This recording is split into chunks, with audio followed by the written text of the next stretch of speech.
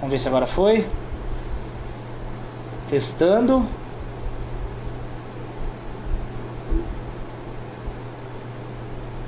Como é que ele tá testando aqui? Foi 1 minuto, foi. Graças a Deus. Deu certo. É difícil, viu, Johnny? Mexer nesse negócio aqui, caramba. Complicadinho, mas deu certo. Ué, você está offline? Eu tô. Tá aparecendo aqui. Ai, tecnologia é uma maravilha, né? Não, tá aparecendo aqui que eu tô offline? Como que eu tô offline? Não, tá aqui, eu tô vendo no YouTube aqui, rapaz. Tá aparecendo você aqui. Ah, estranho. Dá aqueles 5 minutos iniciais pra galera entrar.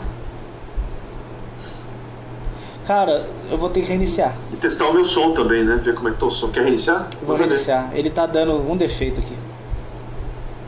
Então, galera, não, eu não posso. Não, eu não posso porque eu já mandei o link. Ah, é esse mesmo link? É. Você tá assistindo por aí? Tô. Como é que tá a qualidade? Tá Olha pra mim, por favor.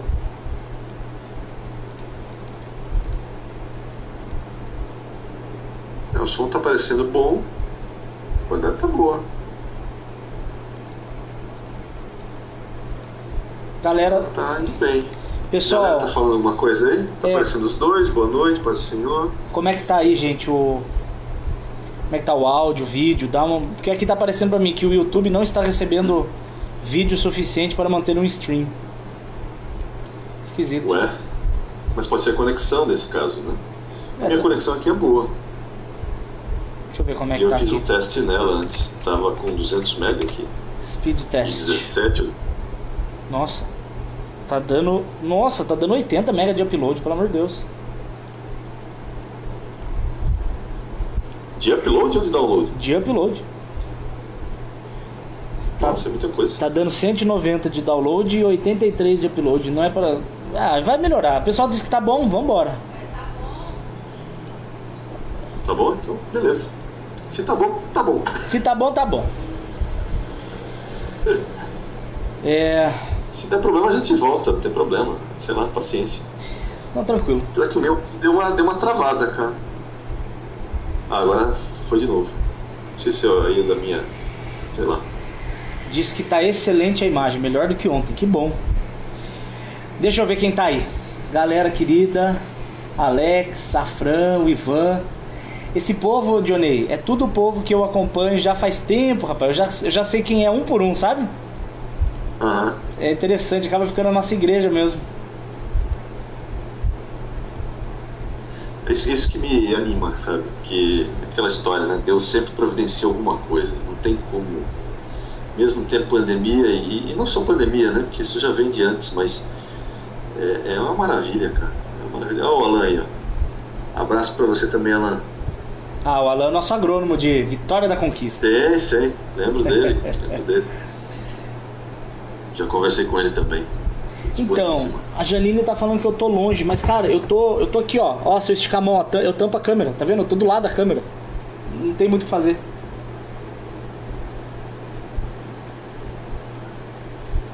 Essa câmera não tem zoom? Tem certeza? Não tem zoom. Você tá um pouco mais do que ontem, um pouco mais longe do que Exatamente. ontem. Não sei porquê. Não sei se é a configuração da câmera ou a posição. Bem, a posição já mudou, né? Então... Não sei o que dizer. Você tá usando qual aplicativo pra fazer? O mesmo de ontem. Johnny, 1 minuto a gente começa, tá? Só o tempo da galera entrar. Ok. O Alexandre diz que precisamos conversar. Xiii, é treta, hein? Se precisamos conversar, olha, é quase que nem DR. É, tipo isso. Dá medo. Dá medo. Quando a mãe falava, ó, em casa a gente conversa, a bunda ia ficar quente. Certeza. Ai, gente. A Eli separou a roupa do Dani hoje. Pior que não, né? Nem foi, né? Foi você mesmo. Mestre, 20 segundos, tá bom? Sim, senhor. A Josi abençoou com R$2. Josi, haverá paz no vale. Que o Senhor multiplique na sua vida, viu, querido? Em nome de Jesus. Amém. Amém, grandemente. Só deixa eu pedir uma coisa pra vocês. Gente, querida, não abençoe pelo YouTube, porque o YouTube come 30%. No final, quem quiser abençoar, quiser fazer parte, eu passo o Pix, tá bom? Lembrando que vai ser dividido entre o ministério na minha vida e na do Dionei, tá bom? Isso é compromisso meu. Amém. Vamos lá, mestre, começar?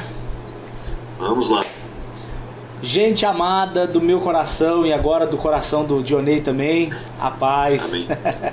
A paz.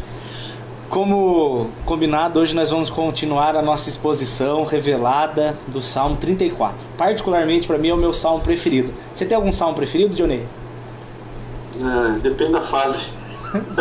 Depende da época. Eu amo a Bíblia de Gênesis e Apocalipse, que eu vou dizer. É muito crente você, né, Dionei? Você é muito crente. Pra você ver o quão esquisito eu sou, o meu livro no momento principal de estudo chama-se Levíticos. Tá brincando? Eu amo Levítico. Que legal. Assim como eu amo Gênesis, quer dizer, eu amo tudo na Bíblia, eu amo tudo. Não tem como não gostar. Tem algum que você não gosta muito? Eu vou falar a verdade, eu fico um pouco triste com Romanos 9. Romanos 9 me dá alguns problemas. Não, você tem algum texto que me... Não tem. Eu gosto até da genealogia, porque eu vejo as coisas na genealogia. Deus fala por meio de genealogia também. Então, sei lá, vou dizer o quê? O Salmo 34 para mim ele é muito precioso, porque todas as vezes que eu leio, como o Dionei disse, dependendo do momento, Deus fala alguma coisa diferente. Ele consegue me animar, me corrigir, me dar esperança, tudo junto. É fantástico esse texto. A gente vai ler a partir do verso 15, que deu uma cuspida agora, ignorem, ok? Que diz assim: os olhos do Senhor estão sobre os justos, e os seus ouvidos atentos ao seu clamor. A face do Senhor está contra os que fazem o mal, para desarraigar da terra a memória deles. Eu vou ler o 17 porque creio que você vai fazer aquele link com Pedro, né? Os justos clamam e o Senhor os ouve e os livra de todas as suas angústias. Fala, mestre. 1 Pedro, na verdade, ele está citando ali o que a gente vê do 12 ao 15, na verdade. Pedro pega e cita quase ipsis literis, né? Em 1 Pedro 3, do versículo 10 ao 12. Então Pedro faz esse casamento. Inclusive esses últimos dois, que é o 15 e o 16, é o que Pedro faz o vínculo com um versículo só, que seria o versículo 12 de 1 Pedro 3,12. Então, peraí. Ele pega esses dois textos, ele faz uma união, né? Porque ele faz um paralelo, ele compara, né? Primeiro que o Senhor está sobre os justos e depois contra aqueles que praticam o mal. Então é essa dubiedade, né? Esse tratamento do então, Senhor. na verdade, o texto, 1 Pedro 3, ele está citando o Salmo 34, então, é isso? Isso, ele cita o Salmo 34, versículo 12 ao 15, deixa eu ver. Não, 16, desculpa. Maravilha, maravilha. Então vamos lá, mestre. Os olhos do Senhor estão sobre os justos e os seus ouvidos atentos ao seu clamor. Comente. Vamos lá.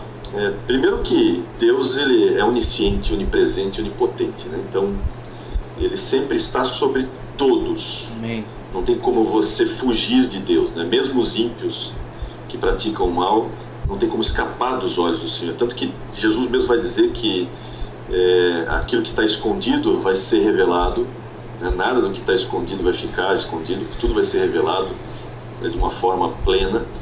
Isso me lembra um pouco aquilo que a gente conversou ontem sobre o temor do Senhor, privê. Mas nesse caso, ele é como se, né, o autor do Salmo ficasse e falasse: olha, para quem é justo, isso é um benefício. Para quem é ímpio, muito cuidado, porque isso vai contra você. Então, é aquela história, né? Deus sempre trabalha em favor daqueles que o temem, sempre trabalha em seu favor. Então, ele sempre está observando. Assim como ele sempre está buscando aqueles que o adoram em espírito e em verdade, né? Então, Deus sempre está olhando para você. Às vezes a gente para pensar e imagina assim que está tudo tão negro, né? A pessoa olha assim, que nem aquele dia nublado, tudo cinza, chovendo. Mas a verdade é que se você pudesse voar e atravessar as nuvens, você sempre brilhando, né? Não são as nuvens que o escondem ou fazem ele parar de brilhar. E é a mesma coisa na nossa vida. Às vezes os problemas nos tornam meio que cegos para enxergar que Deus está sempre vendo. Deus está sempre olhando a gente. E cuidando, inclusive, e às vezes trabalhando em nosso favor sem que a gente saiba. Né? O livro de Esther é um exemplo claríssimo disso. Eu gosto do livro de Esther porque no livro de Esther Deus não é nem citado nominalmente, né, de forma direta, mas só de forma indireta, mas Deus está presente, a gente percebe Deus em todos os detalhes, que cada virada parece até uma trama de novela, né? Parece. Umas viradas assim, parece mesmo, que são incríveis, umas mudanças de roteiro que você, né? Nossa, como é que isso aconteceu? A gente sabe como é que aconteceu, a gente sabe que aconteceu porque Deus agiu. Mesmo ele não aparecendo, ele agiu, ele está ali. E é interessante que quando você analisa o texto no hebraico de Esther, né, os judeus gostam de olhar muito, por exemplo, as primeiras palavras, eles brincam com as palavras nesse sentido. E nessa brincadeira com essas palavras, você vê o nome de Deus, Yud Rei Vav Rei, né, que é YHVH, que é o Jeová que a gente translitera, né? E aí quando aparecem as 4 letrinhas, e é interessante que aparecem em situações específicas, aparece 4 vezes. 2 vezes ela aparece ao contrário e 2 vezes ela aparece normal, como deveria ser escrito.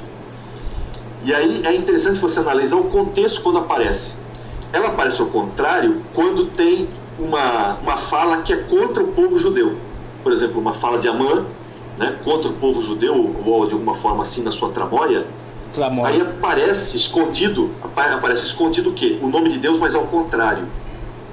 E quando aparece, né, o nome de Deus no formato normal, na escrita normal judaica, ele aparece nesse texto quando está em favor ao plano de Esther, por exemplo, Mardoqueu, em favor a essa ação que é positiva para os judeus. Então o que você tira dali? Você tira o seguinte, que Deus está sempre presente, já começa por aí. Mesmo que ele não esteja tão perceptível, mas ele está lá. É que nem o sol que continua brilhando mesmo num dia chuvoso. É verdade. E outra, ele continua trabalhando contra o mal, mas a seu favor. E é isso que você vê. O livro de Esther é um exemplo claro disso, né? A gente só precisa o quê? Ter paciência, esperar no Senhor, né? Porque Esther não ficou parada na cama esperando lá, né? Quem sabe falo muito Deus disso. vai fazer alguma coisa. Ver um anjo de fogo e vai descer e vai lutar contra a mãe e seus cúmplices e tudo mais, ou vai convencer o rei. Não, Esther se mexeu, inclusive o Mardoqueu teve que dar uma prensa nela para se mexer, mas ela se mexeu. Ou seja, e ela fez o quê? Isso esperando no Senhor e não pelo Senhor. Não que você não possa esperar pelo Senhor também, mas lembra, a Bíblia, você vai encontrar os 2 termos, esperando pelo Senhor e esperando no Senhor. E a Bíblia se complementa, né? Um texto não anula o outro nesse sentido, né? Na verdade se complementam. Você faz as mesmas coisas. Então, se você pratica o bem, pode ter certeza, Deus está olhando você. Que maravilha. Não tenha dúvida. Aleluia. E se você clamar, Ele vai te ouvir. Eu é tenho impossível certeza. Deus não ouvir você. Graças a Deus. Johnny, ontem, quando acabou ao vivo, né, eu gosto de, igual eu falei pra você, eu vou deixar você na questão teológica hoje, eu vou ficar na aplicação prática, igual a gente fez ontem. Tranquilo. Deus, ele não vai agir isolado da gente. Eu não consigo ver um Deus distante. Eu gosto de ver um Deus presente. Em que sentido? Uma vez eu tava montando as cadeiras aqui de casa, da mesa, e eu precisava montá-las e parafusá-las, né? E na época, até então, no começo de casamento, né, você está ainda construindo a sua vida, eu não tinha ferramentas, não tinha parafusadeira, furadeira e tal, e meu pai tinha. E aí eu chamei o pai para me ajudar a parafusar e fazer as cadeiras, né? E acontece que eu precisava viajar, tinha alguma viagem missionária, eu não lembro exatamente para onde, ó. E aí o pai falou assim: Dani, vai que eu fico aqui parafusando a cadeira para você. Eu falei: não quero, pai, eu não quero que você parafuse para mim, eu tô gostando desse momento que eu tô tendo com você. Então eu vejo que muitas coisas Deus ele quer fazer, mas não em nós, mas conosco, sabe? Um exemplo que eu tive desse cuidado do Deus que olha por mim, mesmo eu não percebendo, foi ontem. Eu comentei contigo agora. Eu tava comendo pipoca e eu tinha marcado de ir no dentista hoje para fazer um outro procedimento. E aí eu comi a pipoca, no que eu mordi, quebrou um pedaço do meu dente grande que saiu na minha mão. Eu falei: Linéia, olha só, uma lasca do dente, cara. E aí, no que eu cheguei hoje no dentista e mostrei pra ele, ele olhou e falou, cara, tá inflamada o seu canal. Se não cuidar disso agora, em poucos dias essa infecção iria cair no seu sangue. Então eu vi, cara, um cuidado de Deus até em coisas pequenas, como um canal dentário, velho. Se não fosse a pipoca que eu mordi e quebrou meu dente, o dentista provavelmente não teria visto, porque estava interno, sabe? Então esse tipo de Deus, essa ideia de Deus, que não é aquele distante irado, mas que é um pai que participa ali de uma pipoca no dente, me faz descansar saber que eu não estou sozinho. Eu não estou sozinho. Eu posso estar num quarto sem ninguém, eu não estou sozinho. O Altíssimo está comigo. Isso é maravilhoso demais. Deixa eu aproveitar e falar da questão do clamor, porque aqui, essa palavra clamor aqui nos tempos atuais é bem pertinente. Diga. Se você ler lá em Filipenses 4, deixa eu pegar só qual é o texto certo, acho que é 4:7, só para não citar errado, porque às vezes o pessoal depois também vai precisar olhar, né? É o 4:6. As súplicas é o 6. Ele fala, não andeis ansiosos de coisa alguma, em tudo, porém, sejam conhecidas diante de Deus as vossas petições, pela oração e pela súplica com ações de graças. Então, o texto está aqui embaixo. Ele faz uma distinção de oração e súplica. Existem duas coisas. E ambas você faz com ações de graças. Quando você pega o texto ali do Salmo 34, que a gente leu, ele fala com clamor. Esse clamor aqui, né, é um pedido de socorro, na verdade. Quando você pega e traduz isso literalmente, o que significa essa palavra no hebraico, ele está dizendo assim, pedir socorro. Socorro. E nos dias atuais, né, esse tempo de Covid e tudo mais, o que mais a gente ouve é as pessoas pedindo socorro. É verdade. É verdade. Então, e tem muita gente ansiosa, muita gente doente, não às vezes fisicamente, mas da alma, sabe? E não é só o Covid. Muita gente da alma. As pessoas elas estão muito estressadas hoje. Eu postei um vídeo, inclusive deixa eu aproveitar, e se alguém ficou ofendido pela minha brincadeira, vocês me perdoem, porque eu tava brincando sobre o cara que disse que hoje seria o anjo da morte, né? E eu fiz uma brincadeira. Gente, ó, aqui eu tô bem, tô vivo e tal, e bastante gente ficou ofendida. Não era um vídeo para ofender ninguém, mas você vê que o clima tá deixando as pessoas num estado de nervos que nem brincar mais pode, sabe? Então eu vejo que o clamor hoje não é só por uma cura de um Covid, mas é por um estado de espírito saudável. Nós precisamos de uma mente saudável. Tá todo mundo muito estressado, Johnny, muito cansado. Essa é a verdade. Acho que o nível de resistência, então, o pessoal está muito saturado. Então parece que a gota que cai sempre é aquela que transborda. Boa palavra, é isso mesmo, saturados, exatamente. Então, volta um pouco aquilo que a gente falou ontem, né? Porque a gente precisa lembrar de focar corretamente, focar na bondade e benignidade de Deus. Nós esquecemos disso todos os dias. A gente tem que acordar e lembrar que se você acordou é por causa da bondade de Deus, você está respirando pela bondade de Deus. É verdade. Sabe, tudo aquilo que a gente falou ontem. Por quê?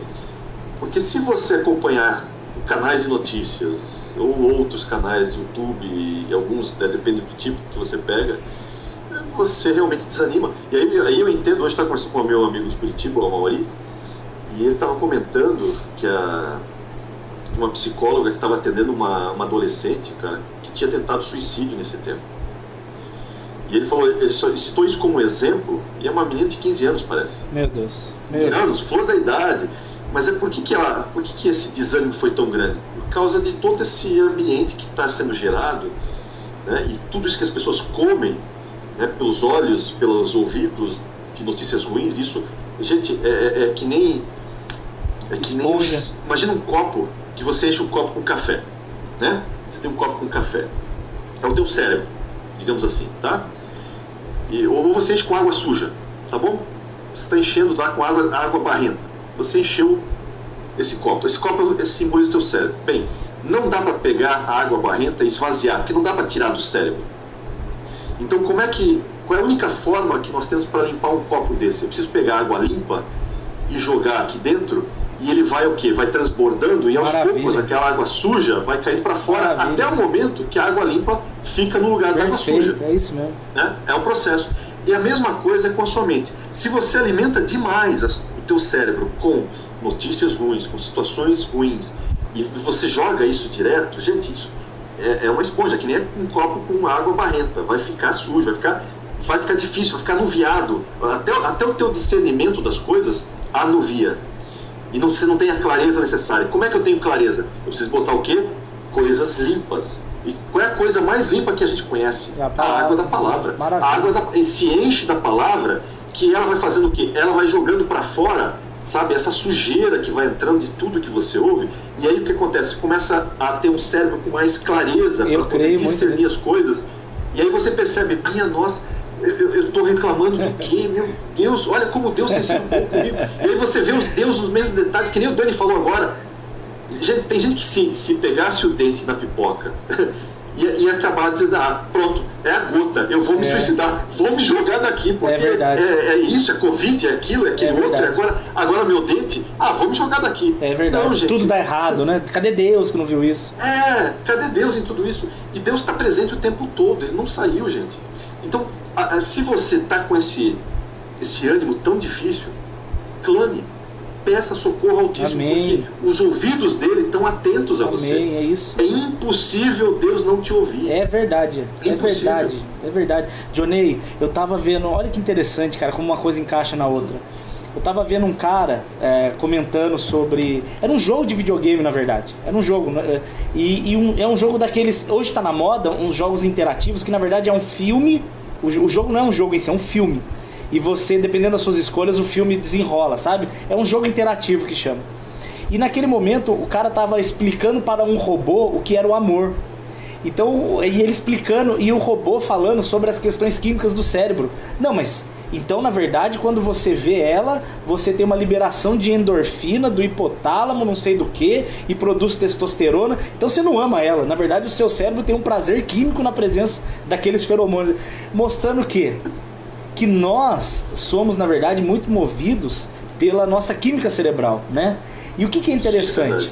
Olha que interessante. Se eu assistir um filme de terror, o meu cérebro não vai saber que aquele filme é uma ilusão. Ele vai achar que eu tô naquela situação de perigo. Então vai ficar produzindo adrenalina. Então aquela adrenalina vai me deixar aceso. Depois eu não consigo dormir. Dá um barulhinho, você já levanta em posição de ninja. É o diabo, vou matar o diabo. E não tem nada. Interessante que quando eu estou clamando, o ato de clamar, para clamar eu tenho que, Lamentações 3:21, eu tenho que trazer a memória que me dá esperança. Então eu vou inundar o meu cérebro de lembrança da palavra, e a lembrança da palavra vai me trazer sensações físicas de conforto. Não é um clamor só com resultados espirituais, mas o clamor, ele traz resultados físicos. Você produz hormônios de descanso, seu coração. Eu já percebi, Johnny, eu tenho pressão alta. Eu tenho problema de pressão alta. Se eu ficar muito tempo sem comer sal, eu tenho que tomar atenolol. Até hoje. E eu já percebi que quando eu oro, depois que eu termino de orar, meu coração está batendo devagar. É muito interessante. A oração, o clamor, é tão precioso na nossa vida que até o batimento cardíaco baixa como forma de descanso. E esse clamor, quando é que termina esse clamor? Gente, aí eu faço o link que eu coloquei das Filipenses, né? Quando é que acaba esse clamor? Quando é que você para? Sabe quando é que você para? No versículo seguinte: até que a paz, aquela paz que excede todo entendimento, entra em você. Oh, Jesus. Aí você pode parar e descansar. Porque enquanto isso não chegar, o que eu recomendo que você faça? Continue clamando. Continue clamando. Continue clamando. Aleluia. É isso. Vai chegar um momento que você não vai nem entender por que você está em paz, porque lembra, é uma paz que excede o entendimento. É uma paz que não é racional. Tá tudo caindo, é tudo caindo, e você tá bem, você tá bem. O mundo tá se desmoronando. Amanhã tem um monte de conta para pagar, mas não tem entrada financeira. Eu tô com uma série de problemas para resolver e eu não tenho a solução. Mas por que eu tô tão calmo? Ai, que maravilha. Porque você foi inundado por aquela paz que excede o entendimento. Você efetivamente entregou, sabe, a ansiedade ali, entrega a tua ansiedade ao Senhor. Aleluia. A tua angústia, aquilo que te incomoda, você deixou com Ele. Então você esvaziou de você e entregou para Ele. Aleluia, efetivamente. Jesus, é isso. E aí, o que Deus... Olha como Deus é maravilhoso. Ele recebe as nossas angústias, os nossos problemas, né? Todo esse quebrado que eu falei ontem, né? Esse esmigalhado. Que é o que a gente tem, né, cara? E devolve para nós uma paz que excede o entendimento. Aleluia, Jesus. Oh, Jesus, é isso. Deus é maravilhoso, Deus é maravilhoso. Então, deixa eu só fazer um pause. Clame, gente, clame. Lilian e Alan abençoaram bastante. Que o Senhor multiplique a vida de vocês. Vocês são muito preciosos nessa obra. Mas deixa eu fazer um pedido. Amém. Gente querida, não abençoe pelo YouTube. O YouTube rouba 30%. 30% fica retido para eles. Eu passo o Pix no final. Mas vocês dois que abençoaram, que o Senhor multiplique na vida de vocês, viu? Eu amo vocês de verdade. O Senhor vai recompensar conforme a promessa de 2 Coríntios 9. Que Ele abençoa Ele abençoa com abundância quem abençoa com alegria. Dionei, Dionei, isso que você falou é precioso demais, Dionei. Quando Deus pede o Isaac para Abraão, Deus, ele não queria o Isaac, ele não queria Isaac coisa nenhuma, ele só queria tirar o Isaac da idolatria de Abraão, porque eu acho interessante que naquele capítulo 22 de Gênesis, é a primeira vez que a Bíblia usa a palavra adoração, até então não tinha sido usada, né? Então quando ele chega, ele fala, ó, eu e o menino vamos adorar a Deus, e depois de adorar, nós voltaremos. Abraão, tudo que ele tinha era o menino. Então quando ele concorda em entregar para Deus o Isaac, é como se ele falasse assim, Deus, tudo que eu tenho é seu. E aí quando ele dá tudo que é dele para Deus, aí Deus dá tudo que é de Deus para ele. É esse que é incrível. Eu entrego uma mente perturbada, um histórico de pecados, uma crise existencial, as minhas murmurações e lamentações. Senhor, é o que eu tenho, é isso. E o Senhor fala, é tudo que eu preciso. E me devolve a presença do Espírito. Que isso, amém, cara. Que amém. Isso, gente. Amém. É uma forma de voltar ao centro, né? Você citou o caso de Abraão, é uma forma de dizer, Abraão, lembra qual é o centro? O centro sou eu. O centro não é o Isaac, o centro sou eu. É isso. Então, quando você ora, né, à medida que você ora, é uma forma de você voltar ao centro. Deixa eu falar uma coisa sobre a oração que é muito interessante, que às vezes as pessoas confundem. Jesus fala, né? Quando orardes, né, não useis de vãs repetições como fazem os pagãos, né? Então, aí a gente pergunta às vezes na dúvida, diz assim, mas então eu não posso fazer a mesma oração? Eu não posso repetir uma oração? Eu tenho que ficar sempre inovando? Eu falo, não, você não entendeu. Tem um ensino de Jesus aí, né? Lembra, a Bíblia ela se complementa. A Bíblia ela é um compêndio que a gente tem que ver os outros textos. Quando você vê em Mateus que Jesus está lá no Getsemane, em que ele sai para orar, e aí ele convida alguns discípulos para orarem com ele, né? E aí ele vai um pouco mais afastado, e aí ele ora uma hora, depois ele volta e vê eles dormindo, e aí dá aquela bronca, poxa, nem comigo vocês puderem ficar uma hora e tal. Eu fico morrendo de dó de Jesus ali. E aí o que acontece? O texto fala que ele volta a orar, e ele repete 3 vezes as mesmas palavras. Ou seja, ele repete a oração 3 vezes, a mesma oração. Ele faz essa oração a mesma oração 3 vezes repetidas. Então ele está repetindo, fazendo vã repetição? Não. O problema da repetição é quando ela é vã, ou seja, o teu coração não está naquilo. Esse é o problema de uma oração repetida. Quando você simplesmente pega, por exemplo, vou pegar o Pai Nosso, você vai vai falando o Pai Nosso como se fosse uma mandinga, sabe? É verdade. Isso vale para louvor também, né? A gente louva sem perceber. Também. Aquilo sai da tua boca, mas não está no teu coração. Então é vão, sabe? O que acontece? A oração verdadeira é aquela em que realmente representa aquilo que está no teu coração. A boca fala do que o coração está cheio. Então o teu coração está naquilo, está naquelas palavras, né? Mesmo que você esteja repetindo 2, 3, 4, 10 vezes, porque aquilo te incomoda, e você repete, Senhor, Senhor, Senhor, eu preciso disso, ou então me ajuda nisso, né? E você repete várias vezes. Isso não é uma vã repetição. Isso, na verdade, é um clamor de um coração aflito que fala aquilo que está cheio, e está transbordando e entregando para o Senhor. Que maravilha. Então, não confunda essas coisas. Que maravilha. Não confunda essas coisas. Você pode sim, até porque Paulo, por exemplo, repetiu 3 vezes, pedindo para Deus tirar o espinho na carne. E para Paulo foi muito 3 vezes. Mas mesmo assim, a oração dele foi ouvida. E teve a resposta. Não era que queria, mas teve a resposta. Ou Moisés, né? Moisés querendo entrar na terra prometida, né? Não me fale mais disso. A face do Senhor, meu Deus, a face do Senhor está contra os que fazem mal, para desarraigar da terra a memória deles.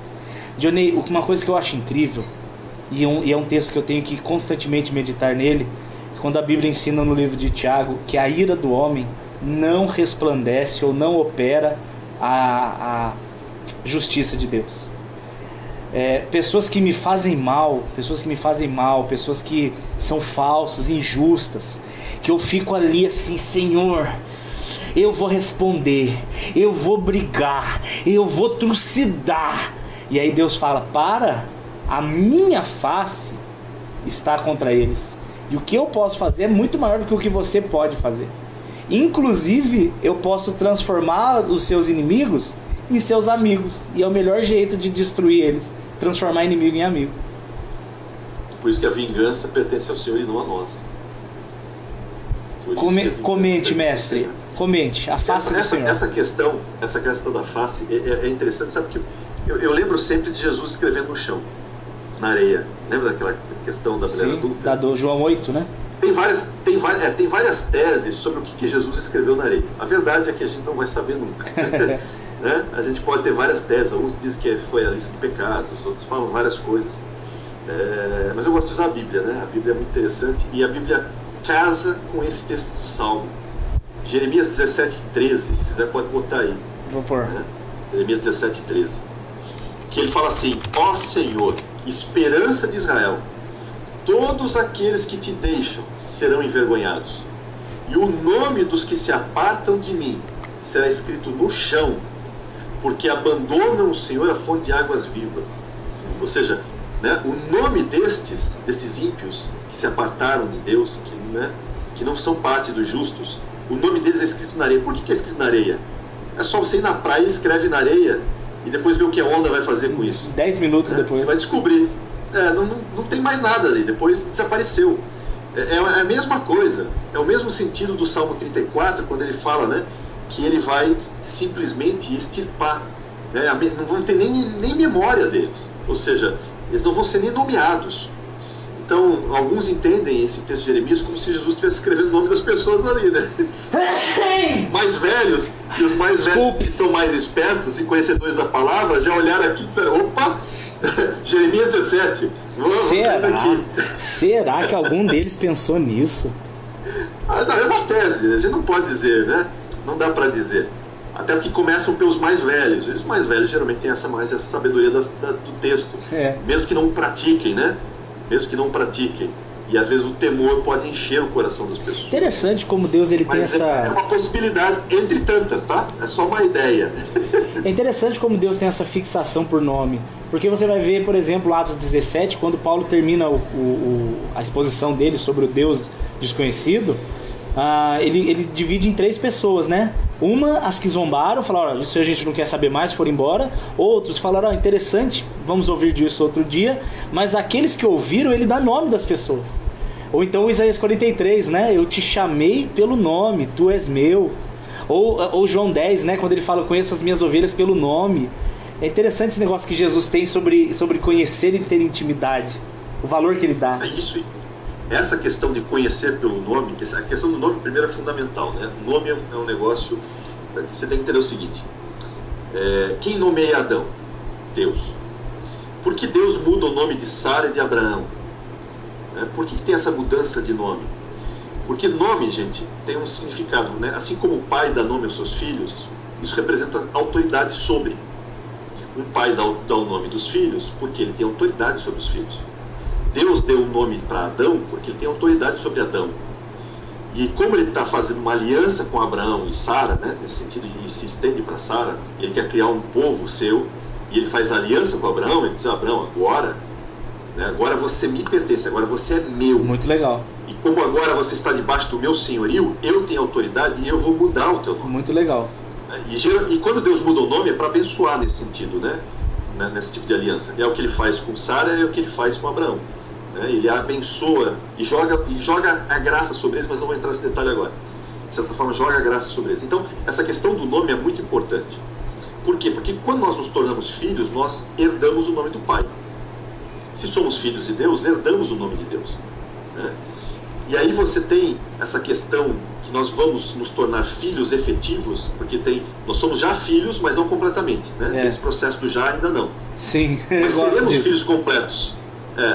Quando vamos ser filhos completos? Quando vier a glorificação. É, né? João 3,2. E aí o texto lá em Apocalipse diz que cada um de nós receberá uma pedrinha branca com um novo nome.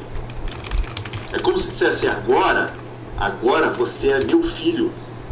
E efetivamente, genuinamente, que agora eu te transformei completamente. Eu não transformei só a tua mente, teu coração e o teu espírito. Agora eu transformei teu corpo e todo o pacote completo. Agora você é meu filho, efetivamente e completamente. Agora está aqui um novo nome para você. Então ele nomeia você, você agora está debaixo da autoridade dele. Então esse processo do nome é fundamental. Por isso que o nome dos ímpios não vai ser nem nomeado, vai ser apagado. Você pode ver que depois de uma série de situações, você não tem mais nomeação ou genealogia dos maus. Não tem mais essa genealogia. A genealogia vai depois só se concentrar o quê? Na genealogia dos justos. É verdade. Principalmente na davídica relacionada a Cristo. É verdade. Então, e é garantido o quê? Que eu vou ter um nome definido. Então, isso aqui, gente, é um texto presente e futuro. Também é um já, ainda não, esse texto de Êxodo 34 aqui. Desculpa, Gênesis, Salmo 34, porque ele está falando de algo que vai acontecer no futuro de forma completa. Vai chegar um momento em que o mal não vai mais existir aqui. E a terra vai ser simplesmente desmemoriada nesse sentido de que o mal não vai ter nem lembrança dele. É verdade. Vai acabar de uma vez por todas. E você falou uma coisa, só terminar, uma coisa que você falou que é muito curiosa, sobre a questão de te conheço pelo nome, né? Que me lembra muito Êxodo 33, quando o povo peca lá, o pecado do cordeiro, né? Desculpa, do boi lá, que eles colocam, né, aquele bezerro de ouro. E Moisés intercede pelo povo. E Moisés fala um negócio muito interessante, por isso que eu sempre digo que sempre foi graça. Moisés fala assim, em Êxodo 33:12, se quiser pode botar aí. Êxodo 33:12. Tá aqui. Ele fala assim, disse Moisés ao Senhor, tu me dizes, faze subir este povo, porém não me deste saber quem você vai enviar comigo. Contudo disseste, conheço-te pelo teu nome. Que maravilha. Oh, e achaste graça aos meus olhos. Aí ele fala assim no versículo 13, se eu achei graça, então me faz saber quem vai comigo, né? E tem uma hora que ele diz assim, como é que eu sei que eu tenho graça? Aí ele fala assim, não é por ventura, no 16, como é que eu sei que eu tenho graça diante de ti? Não é por tu andares conosco? Não é por sermos separados, eu e o teu povo, de toda a terra? E aí Deus responde a Moisés, é verdade, você achou graça diante de mim e eu te conheço pelo nome. Sabe o que isso quer dizer, gente? Meu Deus. Já em Êxodo 33, Deus já está dizendo como é que funciona a graça. Como é que funciona a graça? Como é que eu sei que eu achei graça diante de Deus? O texto já diz ali, lá atrás. Ele diz assim, eu sei que achei graça, primeiro, porque ele me separa dos outros povos. Lembra de separar, santo. Tornado santo. Santificado para, né? Separado para. Né? Eu vou andar no meio de vocês. Na verdade é dentro de nós, né? Já no nosso meio, está dentro de nós. Que maravilha. E ele nos conhece pelo nome, é um relacionamento individual, pessoal. Deus não se relaciona em coletivo, relaciona-se individualmente com cada um de nós. Maravilha, é fantástico. Maravilha. Paz, o Deus se relacionar intimamente com a gente, o que quer dizer isso na prática? Quer dizer que até aquele sonho, até aquele plano, até aquela dor, até aquele sentimento que você não tem coragem de contar para ninguém, até aquilo se torna importante para Deus. Muitas vezes eu já tive um pensamento diabólico de achar assim, isso que está acontecendo é muito bobo, eu não vou nem levar para Deus para não perturbá-lo. Mas cara, se você quer ter intimidade com uma pessoa, é você contar as coisas íntimas para a pessoa. A Eli, a minha esposa, ela sabe de coisas que ninguém mais sabe. Não faz sentido eu pegar e falar, já que a Eli é a pessoa mais íntima que eu tenho, né, tirando o Senhor Jesus, lógico, mas eu não vou perturbar a Eli, só vou contar para ela as coisas superficiais. Mas não é isso que ela quer. Não é isso que é relacionamento. O relacionamento é trazer para Deus até coisas bestas, até coisas simples, porque mas sabendo que Ele vai responder não o que eu quero, mas Ele vai dizer não, inclusive se for o melhor para nós, porque o plano é de paz, né? Isso é lindo demais, lindo demais, lindo demais. Johnny, eu gosto quando você sai um pouco do mestre e vai pro pentecostal igual você foi agora. Eu achei até que você ia girar. Fiquei esperando você girar na cadeira. Muito bom. Ai. Fala um pouquinho. 17? Não, fala um pouquinho pra mim sobre a proteção contra os inimigos. Como é que você vê isso hoje? Vamos para 17 que fala sobre isso, que diz o texto: clamam os justos e o Senhor os escuta e os livra de todas as suas tribulações. E os inimigos estão envolvidos nas nossas tribulações, né? Não tenho o que dizer. Então sejam eles espirituais, sejam eles carnais, mas estão envolvidos. Quem que é o seu maior inimigo hoje? O nosso inimigo, já diz o texto, né? São as hostes espirituais. Mas não é carne e sangue, não lutamos contra carne e sangue. Você concorda com a frase? Não é esse. Você concorda com a frase que diz que o meu maior inimigo hoje é o meu velho homem? Meu velho eu?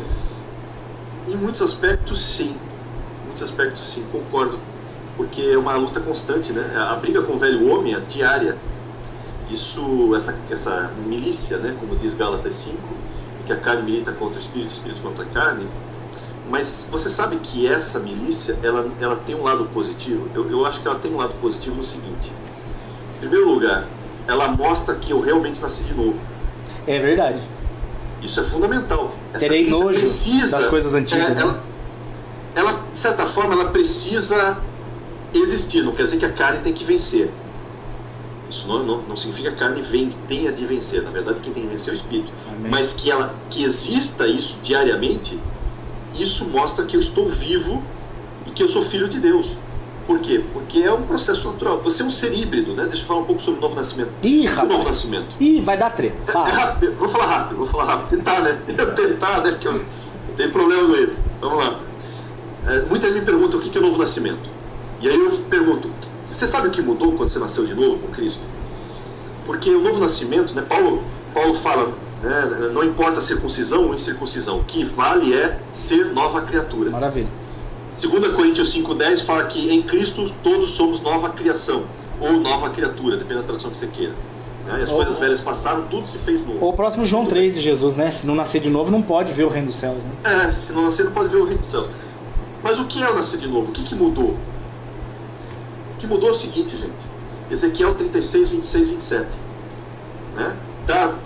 Vou lhes dar um coração novo, vou dar um espírito novo, vou tirar o coração de pedra para colocar um coração de carne. E no versículo 27 ele fala: e vou colocar o meu espírito, né, e vou fazer com que vocês cumpram fielmente as minhas leis.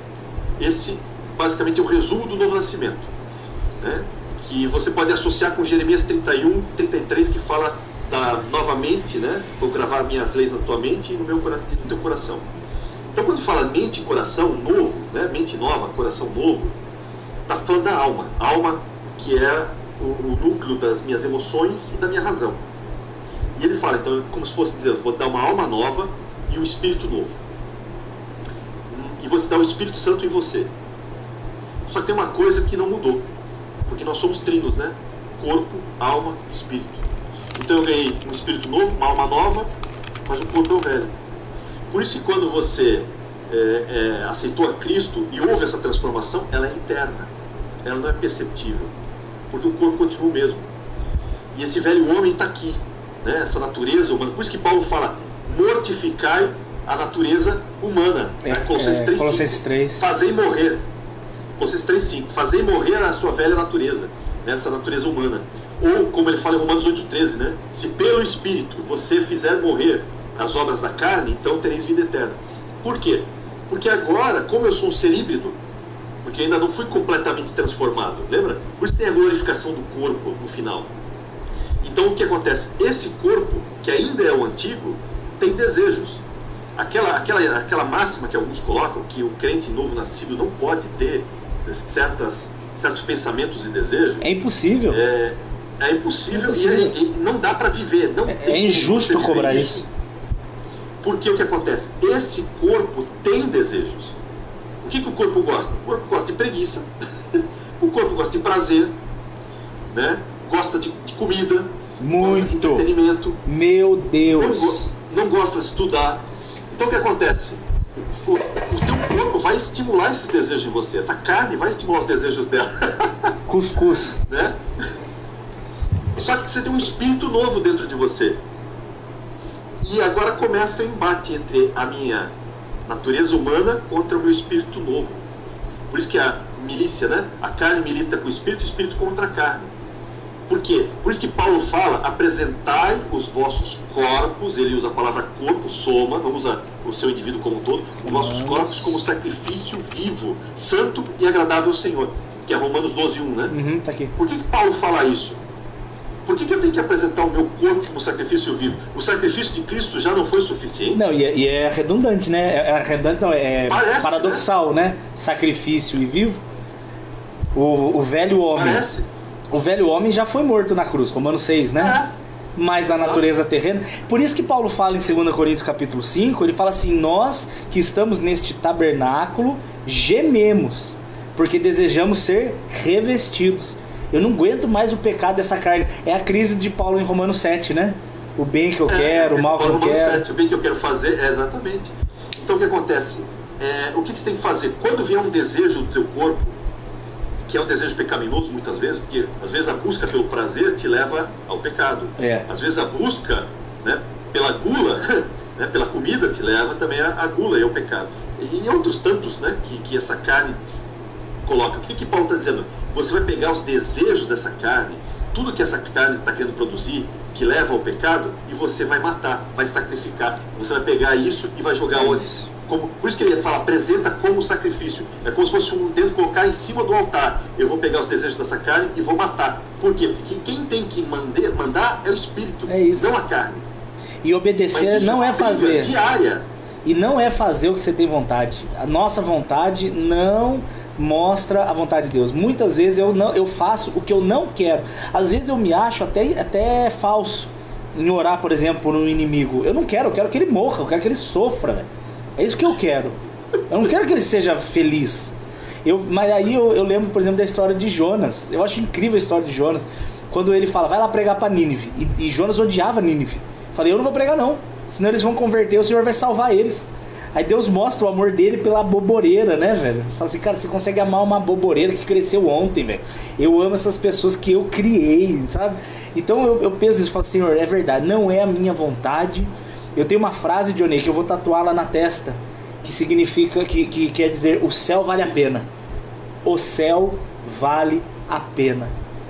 É o Salmo 126, né? Vale a pena plantar chorando para colher com alegria. Eu gostei muito de um texto que você escreveu uma vez, que eu guardo ele no meu coração, onde você falou que ser submisso a Deus não significa concordar com Deus. Porque se eu concordo, eu não estou sendo submisso.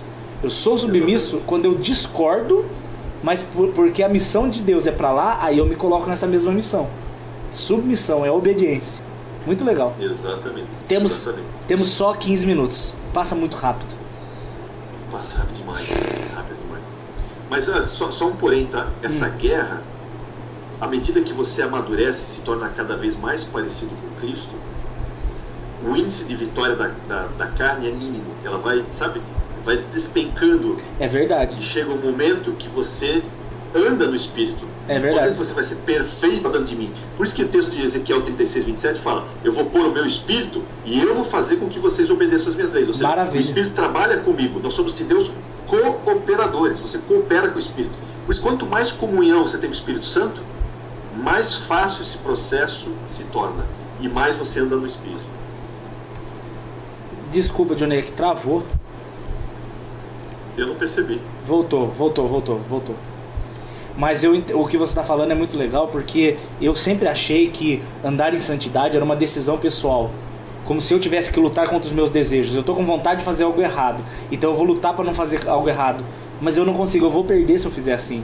O que eu entendi é que para eu vencer as minhas tentações, eu tenho que inundar a minha mente da presença do Espírito. E a presença do Espírito vai me permitir dizer não para os desejos. Então vou dar um exemplo simples.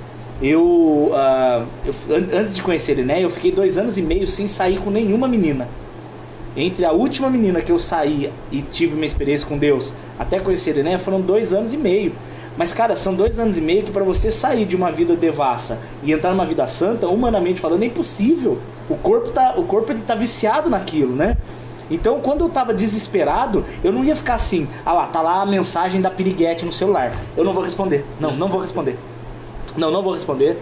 Aí você olha o celular, não vou responder, já era, eu vou perder, eu vou responder. O que eu fazia? Eu me forçava a me envolver com as coisas do alto. Então eu colocava uma pregação, ou eu chamava alguém para conversar, ou eu ia orar, ou eu colocava um louvor, porque aquela presença inundava, e é o exemplo da água que você falou, a água entrava, a tentação saía. Lutar sozinho contra Jesus, lutar sozinho contra o desejo, você vai perder.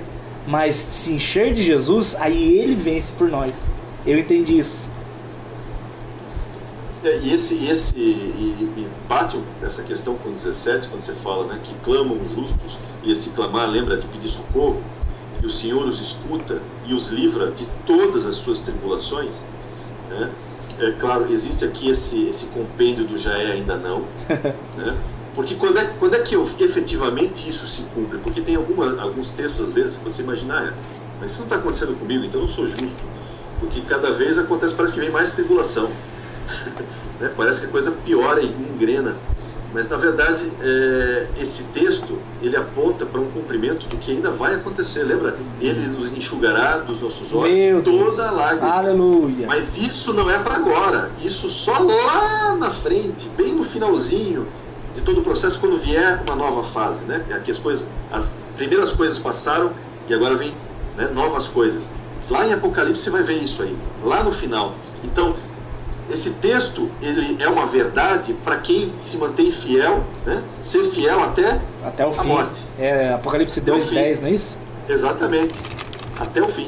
Então não tem, é o processo. Você, claro, Deus é muito bondoso, benigno, que às vezes ele vai ter a bondade de nos livrar das tribulações aqui, né? Para louvar o nome dele, lembra? Amém. Invoca o meu nome, eu te livrarei e tu me glorificarás. Então, nós invocamos para isso. Que é o Salmo 50. É a mesma coisa. Não, pode falar. Invoca-me no dia da angústia, né? Eu te livrarei e tu me glorificarás. Então, tem todo um processo relacionado. É a mesma coisa. Então a gente tem que clamar. Se a gente não clamar, é o 50. Para o Senhor, porque às vezes as pessoas têm um hábito, eu costumo dizer, as pessoas não recebem às vezes porque não pedem. Tiago já fala isso. Vocês não têm porque não pedem. Ei. E quando pedem mal. Pede mal, egoísta. Então tem gente que conta os seus problemas para todo mundo, só esqueceu de contar para quem realmente pode ajudar. É Deus. Olha que frase boa para ganhar curtidas no Facebook. Se você quiser ganhar curtidas, escreve isso aí, ó. Tem gente que conta os seus problemas para todo mundo, menos para Deus. Que top! Que às vezes é o único que pode resolver. É incrível isso. Então, por quê? Porque falta intimidade.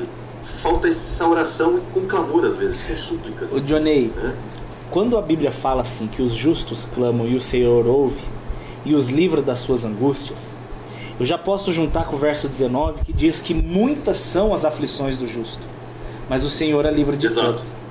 Eu estava pensando, porque a gente às vezes trata Jesus como se Jesus fosse limitado igual a gente. Em que sentido?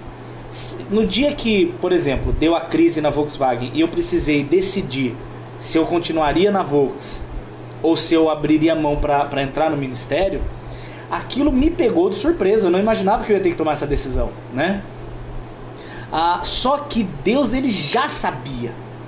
Esse já sabia de Deus, essa onisciência, ela é alucinante, porque não existe nenhuma situação de crise que pegue Deus desprevenido como pega a gente desprevenido. É verdade. Aquele texto que eu te falei, eu vou falar bem rápido para não falar muito. Aquele texto de Apocalipse 12, deixa eu ver se é o verso 6, onde ele fala sobre a nação de Israel na grande tribulação, dizendo que a mulher fugiu para o deserto, que é uma figura de Israel na grande tribulação.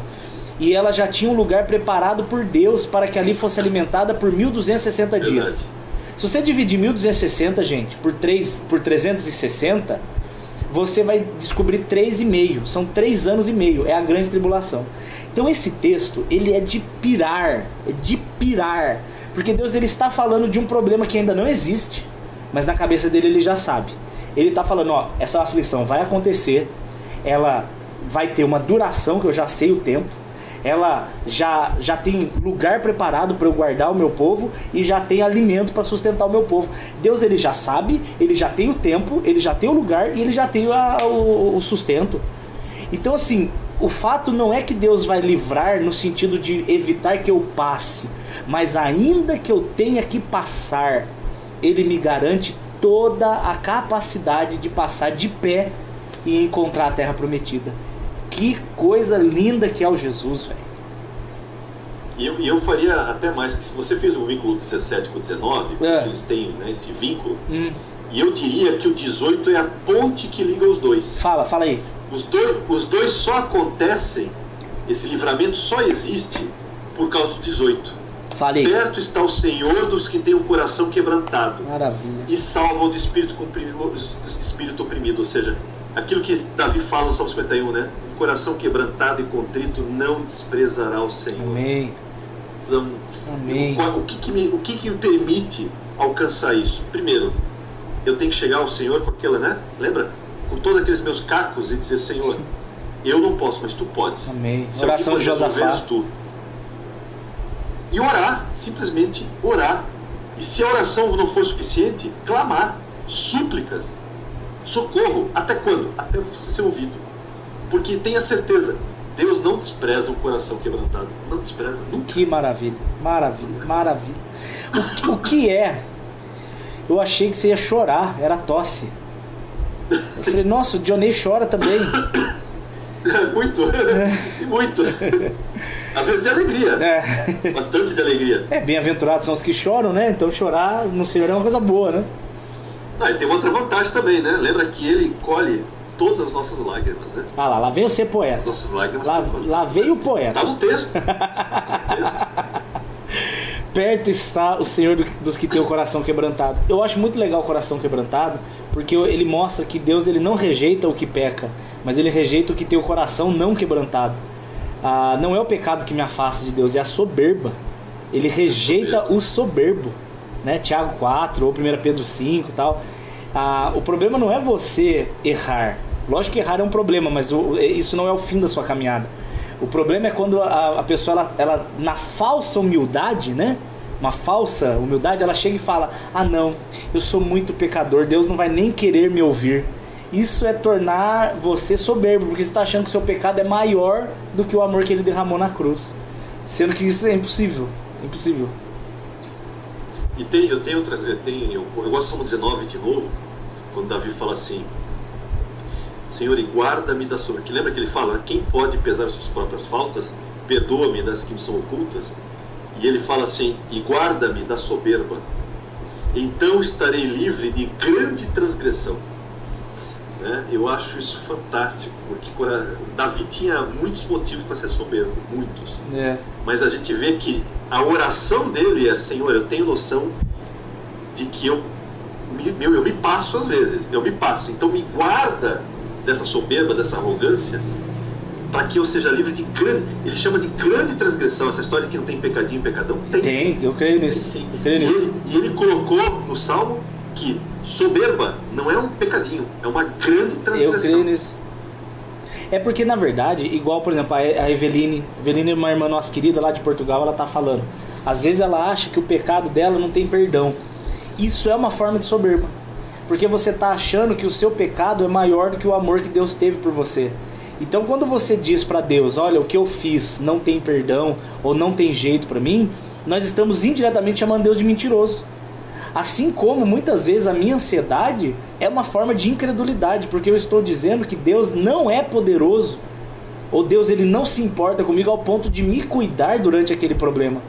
Tirando, claro, os casos de patologia, óbvio, não estou entrando nesse mérito, mas no meu caso, muitas vezes, cara, eu sou soberbo ao ponto de achar que o meu problema é maior do que o amor de Jesus, ou o meu pecado é maior do que o perdão de Jesus, ou a minha situação é muito maior do que Deus pode resolver. Por isso que eu fico aflito.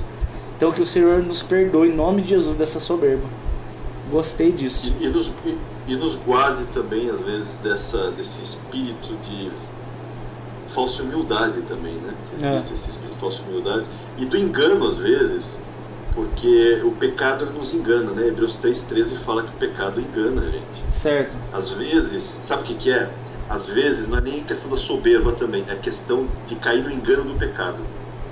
Que Hebreus 3,13 fala isso, né? Ele fala: cuidado, né? Cuidado com o pecado, porque ele endurece o coração, né? E ele te engana. O que engana? Às vezes você cai na lábia do seguinte: você pecou, agora Deus não vai te ouvir. Meu Deus, agora como Deus... tem isso? Não adianta mais você orar e nem clamar. Meu porque, Deus. olha, Deus está irado com você. Você pecou? Nossa, o céu fechou, agora é bronze em cima, ferro embaixo. Meu não Deus, tem nem meu como. Deus. Isso é do Cuidado. diabo. E sabe o que é isso? Isso é engano do pecado. Isso é o do pecado está enganando diabo, você. velho. Ele está Fala. querendo tirar você da palavra. Ele está querendo tirar você da presença de Deus. Não caia. Por isso que o autor de Hebreus dá um alerta: não caia no engano do pecado. Ô, Johnny, isso eu quero trazer aqui uma... Porque é o seguinte, faltam 3 versos. Já passou de 1 hora, não vai dar pra ficar menos de 1 hora. Então eu não vou me preocupar tanto assim em acelerar, tá? Eu acho que em uns 20 minutos a gente termina. Termina. É o absurdo, por exemplo, de você impedir uma pessoa de tomar a ceia com o argumento de que a pessoa pecou, então ela não pode participar da ceia. Caso ela participe, estaria participando indignamente. Eu não consigo entender esse tipo de lógica, sendo que a ceia simboliza a morte e ressurreição de Cristo. O lugar onde o pecador precisa ir para encontrar o perdão é na morte de Jesus e na ressurreição de Jesus. Então eu pegar uma pessoa que errou e impedi-la de tomar a ceia, eu estou impedindo que ela passe pelo processo pela confissão pública, lógico, de que ela morreu e ressuscitou com Cristo. Então, na verdade, nós temos que fazer como Paulo mesmo fala: você pega, analisa a si mesmo e tome a ceia. Reconheça Jesus. Se não for a sua morte e não for a sua ressurreição, não tem jeito para mim. A única coisa que nos impede de passar pela cruz é a incredulidade, não é o pecado. E tem uma coisa mais grave nessa questão sobre a ceia, né? Porque a ceia simboliza o quê? Que você faz parte do corpo. Você faz parte do corpo. Você faz parte do corpo, você faz parte da igreja.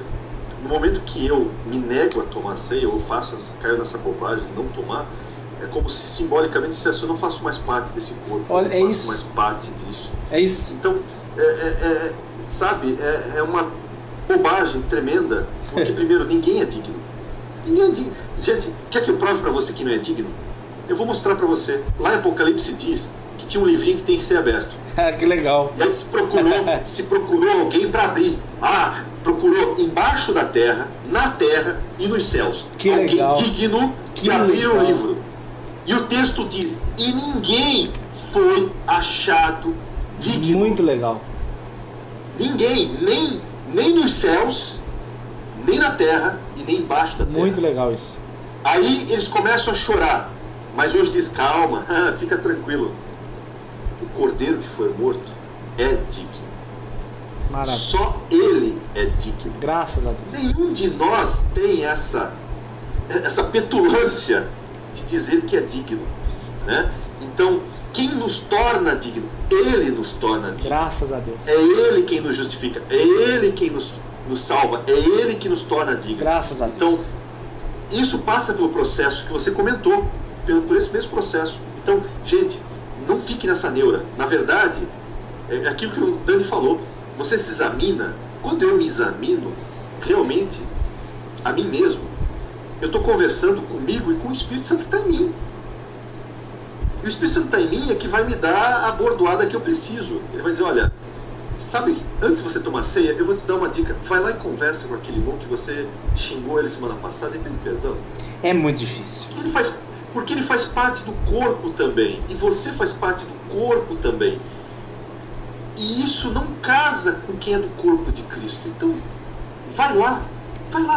Pede perdão para ele. Ou para sua esposa que você brigou em casa.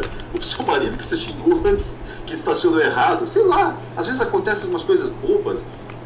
E o engano do pecado começa a reverberar na mente. E nos tira do centro. Então, gente, a ceia é fundamental. Tome a ceia, porque ela faz parte. Você está dizendo o seguinte: eu faço parte do corpo. Eu sou membro do corpo de Cristo. Isso é fundamental você entender. Muito, muito 10. Muito 10. Então aqui eu quero deixar uma pedra escrita de que o Senhor ele está perto de quem tem coração quebrantado.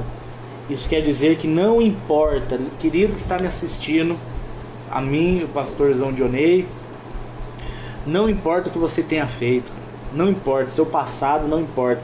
A Bíblia diz em 2 Coríntios 5,17 que aqueles que estão em Cristo, ele traz o presente como importante. Aqueles que estão em Cristo são feitos novas criaturas.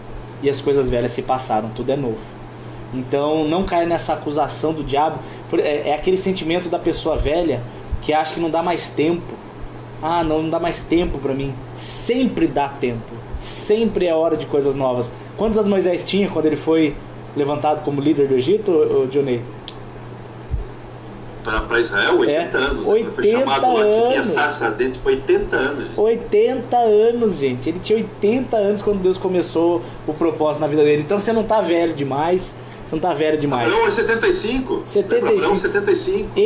Eu fui aos 25, mas com coluna de 80. Então tô ali perto também. Vamos lá pra gente terminar. Verso 20. Suponho que ele está fazendo uma profecia sobre Cristo aqui. Ele lhe guarda Exatamente. todos os seus ossos, nem sequer um deles será quebrado. Ele cita Êxodo 12:46, que fala do Cordeiro Pascal, aquele processo do Cordeiro. E a gente está uma semana significativa aí para os cristãos, que tem a Páscoa cristã agora domingo, e teve a Páscoa judaica agora no último dia 27 também. Então a gente está num intervalo interessante aí de Páscoa. E esse texto justamente faz esse vínculo, que Êxodo 12 vai falar do Cordeiro Pascal, e o Cordeiro Pascal, uma das coisas que não podia fazer é quebrar-lhe os ossos, né? Interessante. E João 19:36 vai falar isso, e vai usar esse texto, que o texto fala assim: e isto se cumpriu isso aconteceu para que se cumpriu a escritura que diz que nenhum dos seus ossos será quebrado. Quando eles queriam quebrar os ossos daqueles que estavam na cruz, eles foram para Jesus para fazer o mesmo, para ver se ele estava morto ou não. E nesse momento, né, que eles botam a lança e vê que ele está morto e não precisa quebrar os ossos. Então tem todo um significado aí muito pro legal. Justo verdadeiro, o justo que é Cristo. Que é Cristo. E é muito legal porque também é o Salmo 22, né? O Salmo 22 também fala sobre isso, que é inclusive por isso que Jesus grita, né? Deus meu, porque me desamparaste. Não era uma dúvida de Jesus. Jesus não estava clamando ali. Em outras palavras, leia o Salmo 22. Tá lá o Salmo 22. Vocês vão ver que sou eu. Verso 21. A malícia matará o ímpio, e os que odeiam o justo serão punidos. Casa de novo com o que a gente falou sobre aquela questão de que o rosto do Senhor está contra os que praticam o mal, para lhes extirpar da terra a memória, né?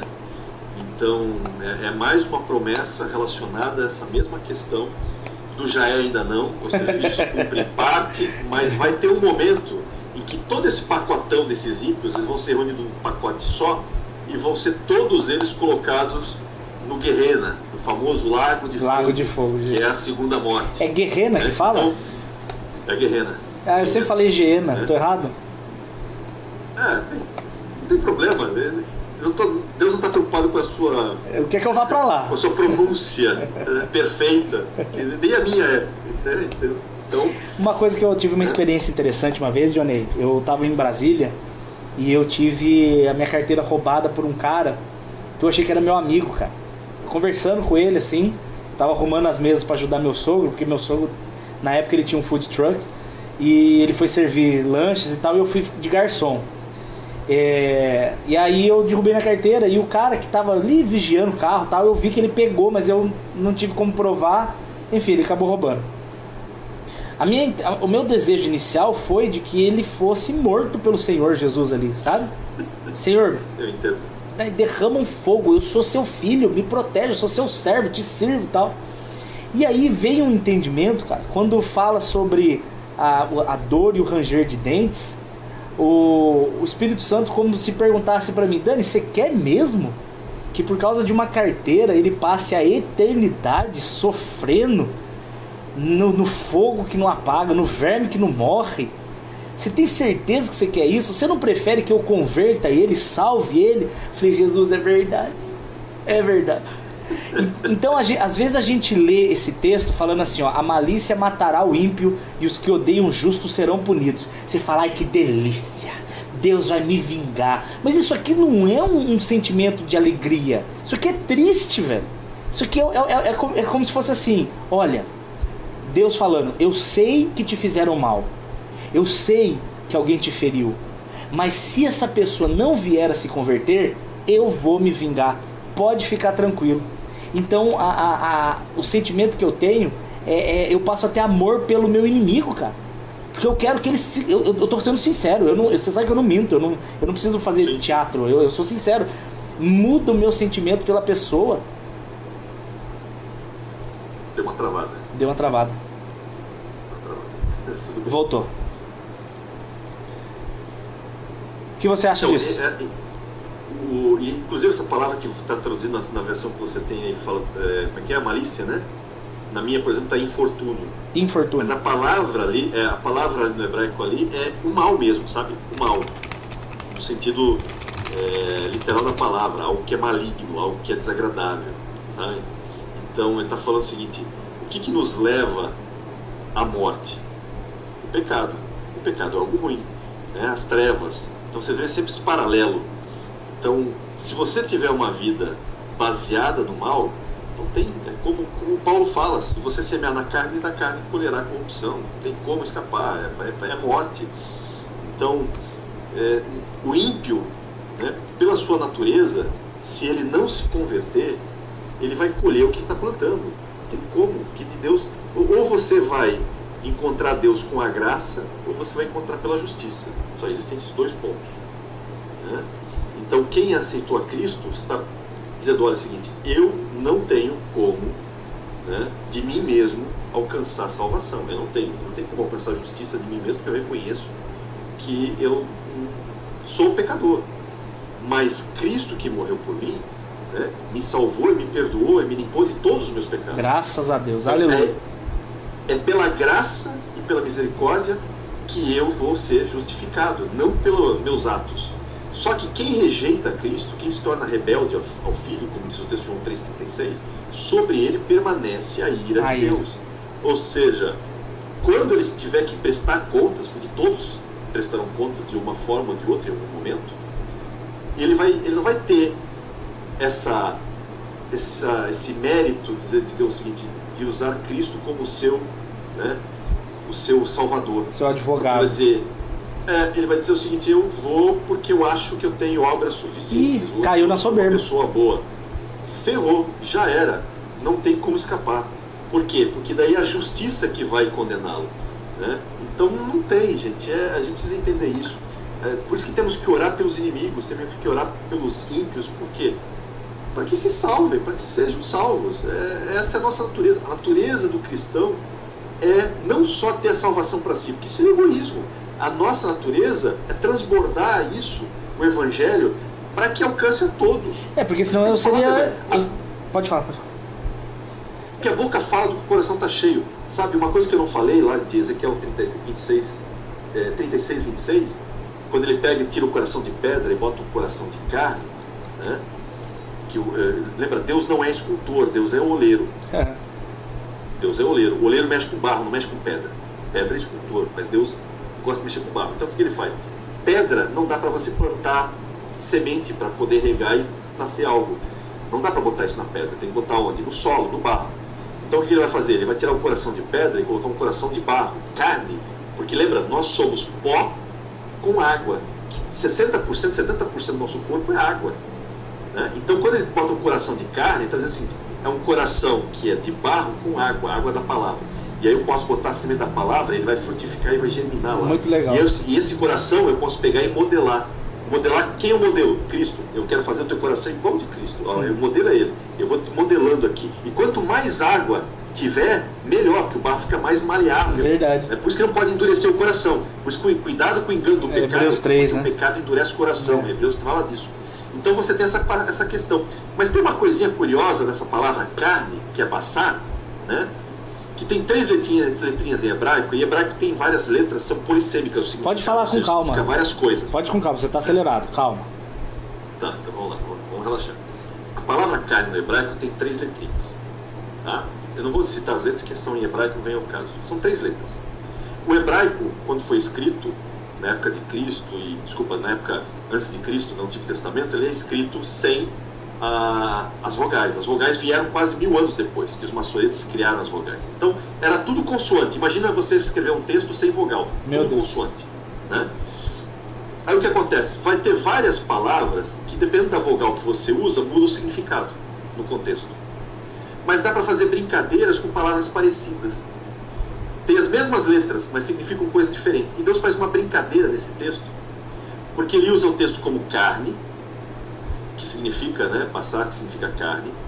Mas essas 3 mesmas letrinhas você vai encontrar lá em Isaías 61, quando fala o Senhor me ungiu. E ungiu para quê? Para pregar as boas novas.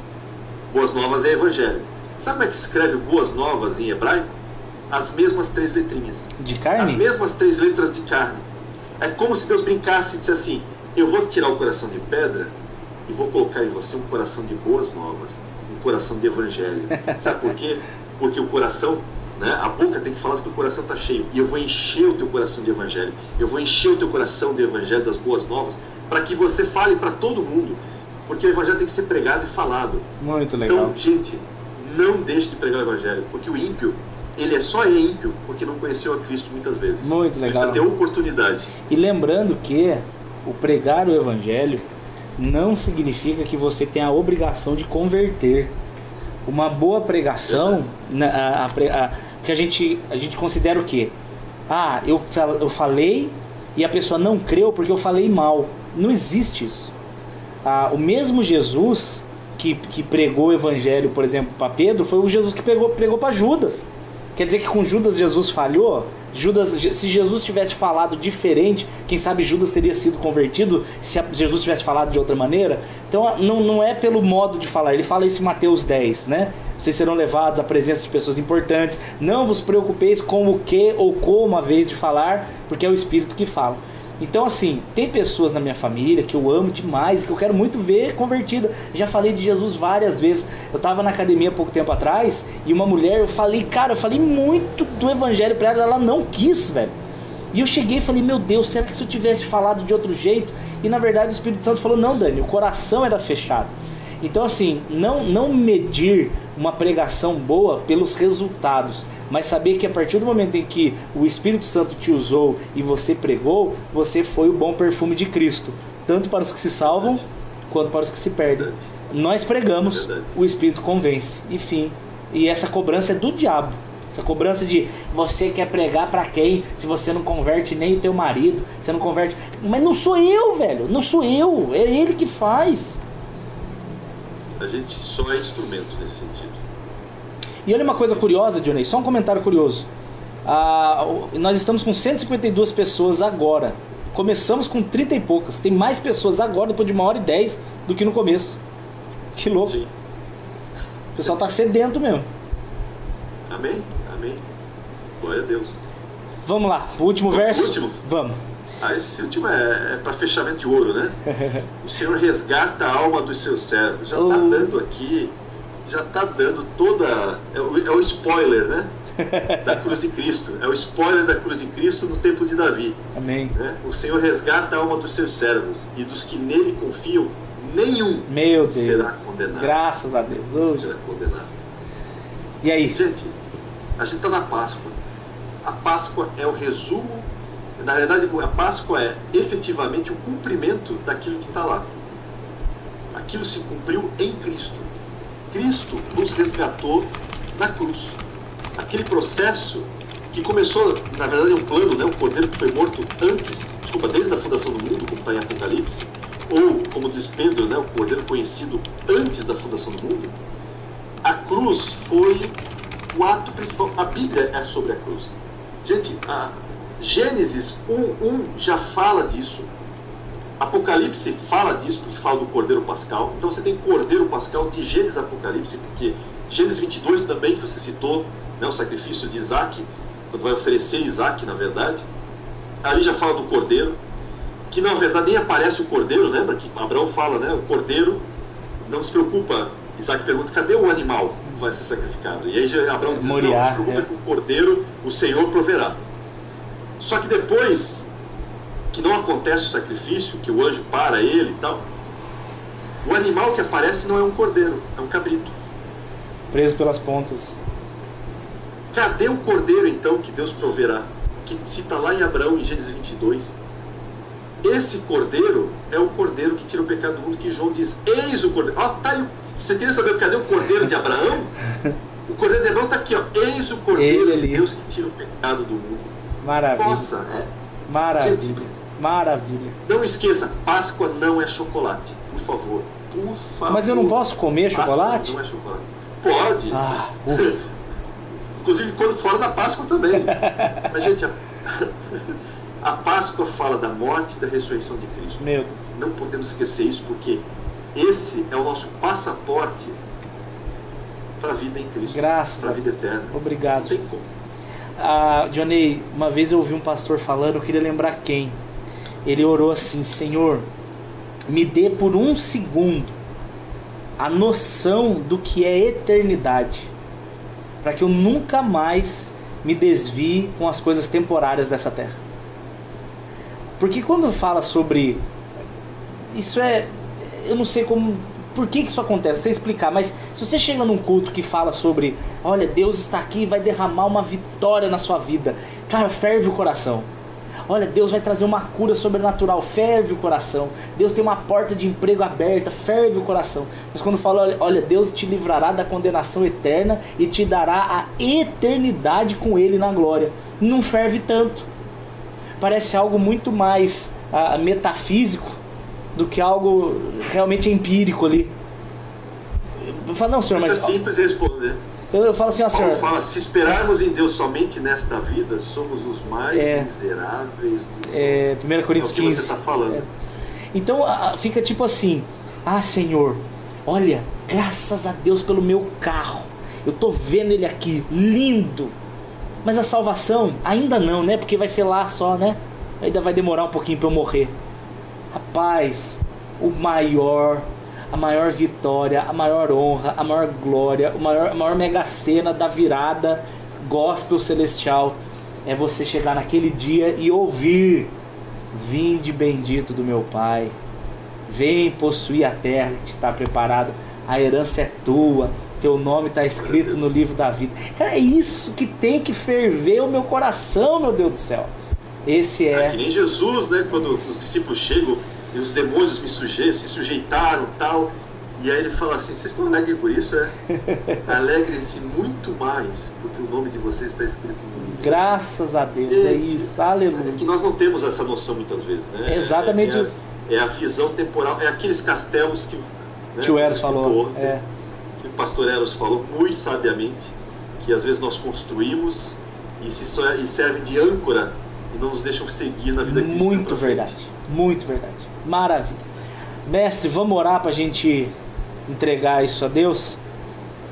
Vamos lá. Só lembrando, aqui está o número do Pix, seu CPF. Se alguém quiser fazer parte dessa obra, essa obra ela é sustentada pelo Senhor através de vocês. A obra não é minha, tá? Esse ministério não é meu, esse ministério não é do Johnny, esse ministério não é dele, esse ministério é do Senhor. Nós todos juntos somos família. Eu gosto de usar, Johnny, o exemplo do time de futebol. Você pega lá o Paris Saint-Germain, o Neymar tá lá fazendo gol, mas ele tá fazendo gol porque alguém pegou a bola e tocou para ele. O gol não é dele, o gol é do time. Então as almas sendo cuidadas e salvas, não, o galardão não é meu, é do time. Então quem quiser fazer parte, tá aí. Amém. Você ora, mestre, pra gente encerrar? Se quiser falar alguma coisa. Não, vamos orar, que a palavra já foi semeada, já está nos corações aí de barro, e eu oro para que seja boa semente, boa terra, né? Senhor, a tua palavra tem poder, Pai, e nós pregamos a tua palavra. Amém, Jesus. Claro, dentro das nossas limitações, Senhor, dentro do nosso conhecimento, que muitas vezes é muito pequeno. É verdade. É uma palavra tão maravilhosa, tão grande como é, Senhor, a tua palavra. Obrigado. Mas ela jamais volta vazia. Tu mesmo disseste, a tua palavra não volta vazia. Então, Senhor, todos esses que ouviram, que ainda vão ouvir, Senhor, que essa tua palavra vá na divisão da alma e do espírito, das juntas e medulas, Senhor, e faça aquilo que te apraz. É isso, Jesus. Que essa palavra encontre, Senhor, corações que sejam boa terra. Amém. E terra que frutifica, terra, Senhor, que frutifique a 30, 60, 100 por um. Aleluia. E, Senhor, que eles sejam muito abençoados, como Tu tens já nos abençoado, Pai. Que possamos clarear as nossas mentes, Senhor. Sabe, protege estes mesmos, ainda mais nesse tempo de Covid, esse tempo de dificuldades, às vezes financeiras, de inseguranças, de medo, Senhor. Lembra, Senhor, destes e cuida para que a eles foram dados não espírito de covardia, mas espírito de poder, de amor e de equilíbrio, Senhor. Que eles lembrem desse texto de 2 Timóteo 1,7, que eles vivam esse espírito que está neles, Senhor, e que eles possam realmente andar no poder do Espírito, ter o amor do Espírito no coração deles para aprender a amar como Tu amas, e que eles tenham, Senhor, equilíbrio nesse tempo, que as pessoas têm perdido muitas vezes o seu equilíbrio. Dá de volta, Senhor, equilíbrio a elas. Sim, Senhor. Senhor, muitos estão clamando vários dias, Senhor. Tu conheces o clamor de cada um deles, as dificuldades, pessoas com parentes no hospital, pessoas passando dificuldades financeiras, pessoas com inseguranças do futuro, Senhor. Visita cada um deles, visita o lar, Senhor, de cada um deles. Esses que estão doentes, Senhor, seja da alma, seja do corpo, Senhor, sopra sobre eles o fôlego de vida, aleluia, esse fôlego restaurador que Tu tens. Sim, Senhor. Coloca Jesus. sobre eles, Senhor, ânimo, força, Jesus. e vigor, Senhor, no corpo, inclusive, de cada um deles. Amém, meu Deus. Tira, Senhor, essa doença da alma, transborda, Senhor, da Tua palavra, do Teu Espírito sobre eles, para que eles Te conheçam como o Senhor, como está no salmista. Às vezes nós passamos por tribulações, muitas vezes, mas o Senhor nos livra. É verdade. Livra, Senhor, para que eles possam Te glorificar. Amém, que eles aprendam a clamar, a ter relacionamento contigo. Amém, Jesus. Que eles aprendam, Senhor, a vivenciar essa paz que excede todo entendimento. Amém, meu Senhor. Estes, Senhor, que estão assistindo a gente agora, que estão passando, Senhor, por dificuldades, que não dormiram essa noite, que às vezes têm insônia, que não sabem o que vai fazer amanhã, que estão meio que desesperados, Senhor. Visita eles e traz a eles, Senhor, a resposta com essa paz que excede todo entendimento. Amém. Tu conheces a necessidade do Teu povo, Tu conheces a cada um de nós. Abençoa grandemente, Senhor, a vida de cada um, seja a vida material, seja espiritual, seja na sua alma. Amém, amém, eles amém. possam crescer na graça e no conhecimento Eu preciso do Senhor. disso. Assim te Demais. pedimos e te agradecemos em nome de Jesus. Aleluia, Jesus. Amém. Amém. Amém. Gente, recebam a paz do Senhor. Que o Espírito Santo de Deus visite o seu lar, visite a sua família, que sua casa seja abençoada, consagrada, e todo espírito maldito seja repreendido em nome de Jesus. Dionei, mestre querido, muito prazer estar contigo. Eu fico muito triste da gente morar tão longe, mas quem sabe o senhor não resolve isso, né? Quem sabe? A Sarita? Deixa a pessoa te dar um... Sarita tá cada dia mais linda, a cara do pai. Ela não tá te ouvindo, agora vai estar te ouvindo. Fala de novo. Sara, como é que você está? Parou de soltar pum fedido? Parou já? Não, é uma princesa, rapaz. Ela acredita. Saudade de vocês. Muito amados. Também. Beijo pra vocês. Deus abençoe, viu? Tchau, gente. Deus abençoe. Johnny, só vamos marcar só o próxima vigília aí pra gente falar dos anjos, hein? Vamos. Essa eu vou quente. Essa eu venho quente. Tô fervendo, né? Mas aí vai precisar de umas 2 horas, porque essa precisa de embasamento forte. Ó, sexta, sábado, domingo, segunda, eu não sei como é que você tá aí, mas aqui é feriado. A gente pode tentar. Vamos ver. Algum desses dias. Vai se agendar. Tá. Só uma pergunta pra gente terminar, que a Manu fez 18 vezes, querendo saber se você sabe em que jubileu estamos. Não é a primeira pessoa que me pergunta isso. Eu vou dar a minha opinião pessoal, tá? Mas lembra, eu não posso escrever isso em pedra. Mas de todos os estudos que eu já fiz sobre essa questão, nós estamos no último jubileu. Esse é o último jubileu. E isso tem eu posso citar várias fontes, inclusive até rabínicas, sobre isso. Então, se é o último jubileu, é o tempo da volta. Mas não dá para dizer data, tá? Não dá para marcar uma data, porque mesmo os textos antigos não são claros sobre isso. Se eu dividir o ano que... Eles estão no ano 6.300, né, que o judeu fala? Ou 6.700? Estamos no 5.780. 5.700. Tem um erro de calendário de 165 anos. A gente Pelo menos porque é o erro, é o Império Persa. Eles contaram errado o Império Persa, e é sabido. Então, pelo menos 165 anos já tem aí de erro. Fora questões de Bar Kokhba, lá para frente. São questões técnicas, tá? Então, em média, quase 200 anos. O que nos levaria para muito próximo do ano 6.000. Ah, eu ia fazer a conta. Judaico para saber isso. É que eu ia dividir por 49. É que eu acho que ela perguntou, não sei se ela perguntou se era no último, eu acho que ela perguntou em qual número de jubileu, tipo no jubileu 130, ou coisa do tipo. 120, porque são 120 jubileus que Deus determinou.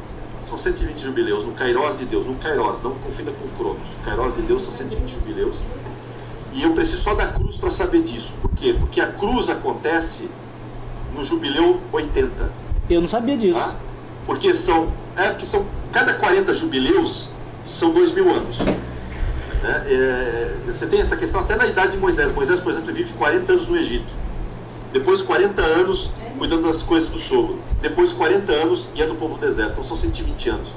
A história humana é dividida basicamente de Adão a Abraão, 40 jubileus, cerca de 2.000 anos. De Abraão até Cristo, contando o Kairos de Deus e descontando algumas coisas que aconteceram em Juízes e tudo mais, que é o Cronos do homem, cerca de 40 jubileus. E aí o que acontece? Faltam 40. Então da cruz, por isso que eu digo, eu não preciso do calendário judaico para saber se estamos próximos ou não.